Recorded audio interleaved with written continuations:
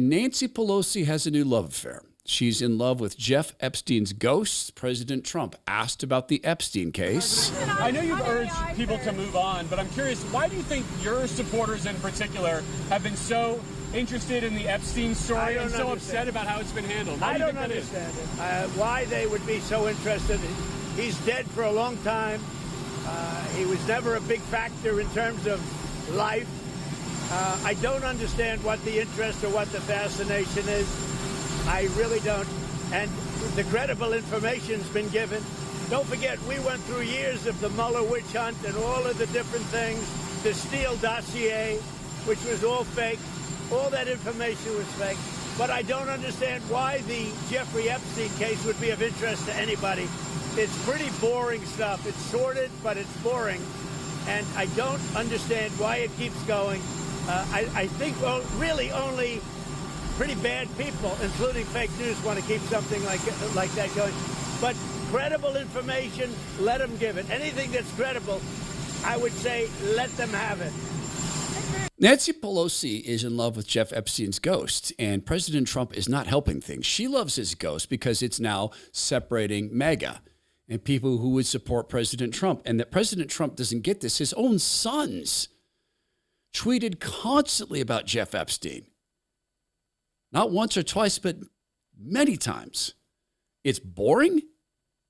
I don't think that the people who, as girls, were taken captive by Jeff Epstein think it's a boring case. I don't think one of the key Trump supporters and now cabinet officials who wrote one of the sweet deals for Epstein thinks it's boring. I think he wants to have it stop. But it's not interesting. President Trump can't understand why we'd be interested in this. I'll explain it. One day, maybe, there'll be an actual Hollywood-level movie made about this, because there should be, because of what it appears actually happened. And there are studios that are brave enough to do this. Maybe not on the Jeff Epstein thing, but Angel Studios has put out a new series called Testament. And this is the book of Acts brought into the modern world. So into a world of surveillance state, censorship, and a world that hates truth. In other words, does that sound familiar? Now, they could go out at Angel Studios and make one of the soft soap, fun Christian movies where the little girl gets the horse at the end because the kind but kind of grizzled old preacher man died and left. They didn't. Testament is a question of our faith. Are we willing to stand with Jesus in times like this? Because we're still in the era of spreading the gospel, or we should be. So this is a chance to explore your faith. You'll see James and Paul and Stephen, Philip. They even have a version of Mary in this. So here's what you can do to support programming like this. Join the Angel Guild. Go to angel.com/Todd. Premium members receive free tickets, 2 free tickets to every theatrical release from Angel. And we get to vote on the movies that they produce and promote. That's angel.com/Todd. Go stream Testament right now and support bold, faith-driven content. So President Trump said it's boring. It's not. This could be a huge movie. It's not boring to the people who went through it. So why is it so interesting? Well, let's start with some recent news. When Fox News host, full-time, and sometimes Attorney General Pam Bondi came on board, she said the Epstein files were on her desk for her review. Then she had that huge event at the White House where influencers came along. And they got those files and they stood there in front of the cameras with those files that had nothing in them. They were basically empty. It was a photo op. And the people who participated in that, some of them were rightly furious that they were used that way when they got home or to their offices and found out there was nothing in them, but they're pure Trump loyalists, and so they haven't come out and said anything too bad about it. Well, then after that, we learned from full-time Fox News host and sometimes Attorney General Pam Bondi that the Southern District of New York, they were holding on to those files, and she would not rest until she got those files. In fact, you know what she could have done? She could have dispatched federal authorities to go get those files from the Southern District of New York. She could have done that as the Attorney General of the United States of America. So instead, she didn't. Recently, they did release from Pam Bondi's office, finally, some of the prison footage outside of Jeff Epstein's cell, which is interesting because we were told the cameras broke and the guards were asleep. and the 911 call reporting his death, darn the stinking luck, it went missing. And one of the people involved in the Jeff Epstein case is one of the people involved in the Diddy case. Because remember, Diddy got off too. Just minor charges.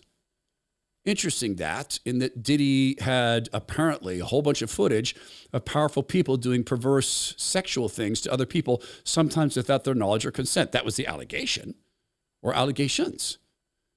Oh, by the way, that footage that came out of Pam Bondi's office, Wired magazine, and yeah, they hate Trump, but they did a metadata analysis, and other people have confirmed this.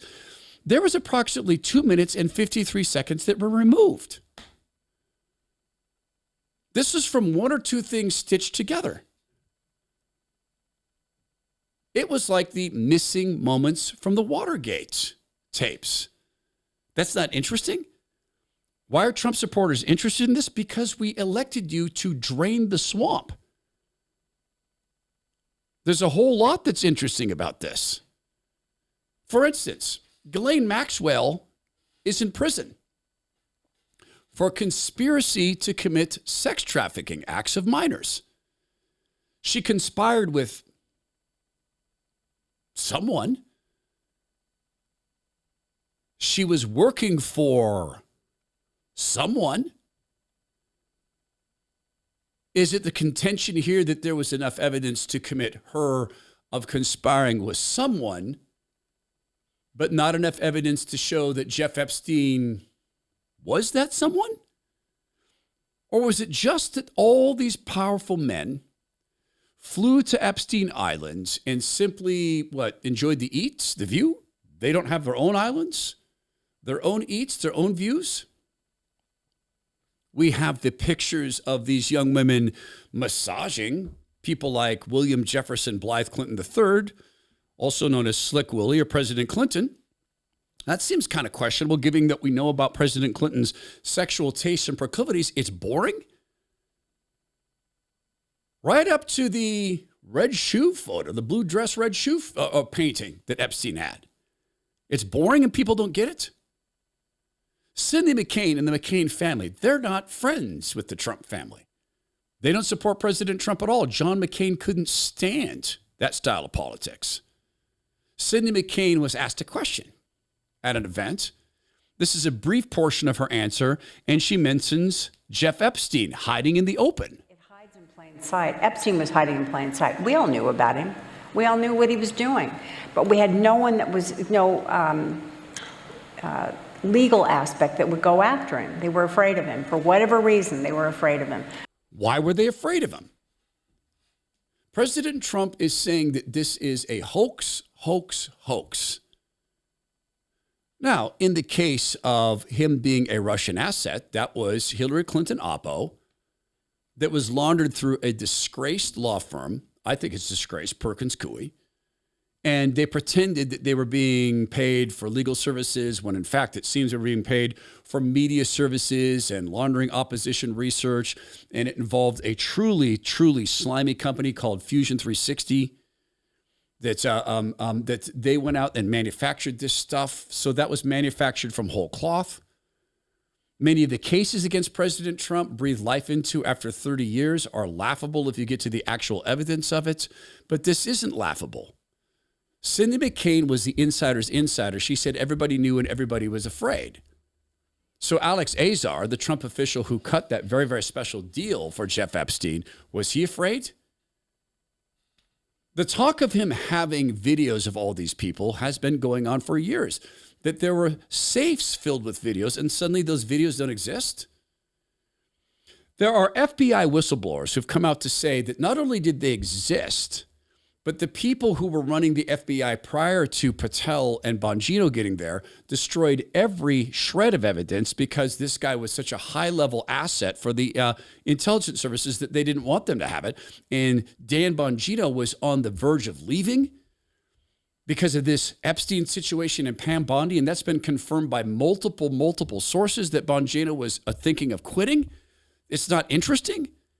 President Trump can't understand why this draws our attention. It goes all the way back to 2009.